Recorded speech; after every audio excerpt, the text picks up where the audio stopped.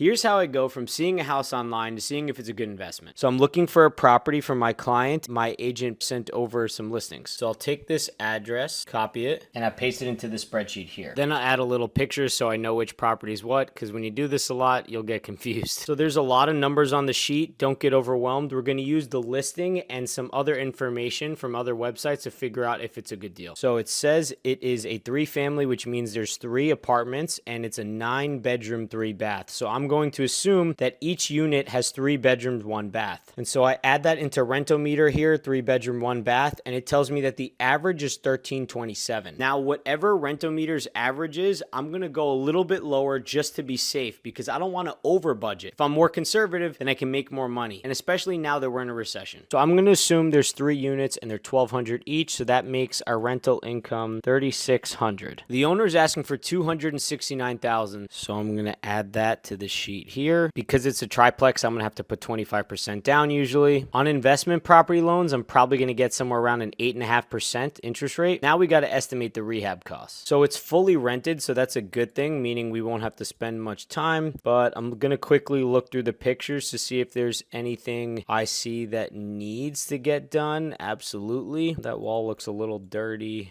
This wall needs to get painted. So maybe I'm going to save about $5,000 just in case if something goes wrong. So I'll add that here. Next up are property taxes. So I scroll down into the listing and I get this number here. Add that here. For home insurance, I'm going to assume $2,000 because I have other properties. Just using some average numbers here, but I'll get a quote later on. Now, just so you know, those numbers are technically profit if nothing goes wrong for that month, but something almost always goes wrong. So we save this money just in case. Next up is property management. It's usually a percentage of the monthly rent. So in this case, we're going to assume 10% because the average is somewhere between 8 and 12. For utilities, because it's a triplex, there might be a scenario where I end up having to pay some. I'm just going to say $50 just in case. But for most scenarios with the triplex, you won't have to pay it if the utilities can be split or the landlord can pass it off to the tenant. I usually don't like paying full price for properties, so I'm going to show you a quick way how I get a deeper discount on them by finding some deeper information that no one else really talks about. So I'm going to head over to propstream.com and search the address, and it's going to give me all this information about who owns the property, their mailing address, their name, all that. So I can see in 2002, they sold it for $50,000 cash. And I can see all this transaction history of what's happened with mortgages and it's changing the owner names. So likely they've had this property for a long time and they have tons of equity, which means they can go a little bit lower. So let's see what happens if I offer lower. If I change the purchase price to $250,000, now it cash flows $629 a month with a 10% ROI. And that's where I want to be. Now, when you make your offer, the person might say no, and so you may have to come back to $260 or $255 and see if they accept at that point. But you can keep playing with your offer number in the sheet and be able to see if it's going to be a good deal or not. And that's what matters. And so at this point, I would then call my agent and say, hey, I want to go see this property, which I've already texted him. Hit the follow button for more tips for beginner real estate investors.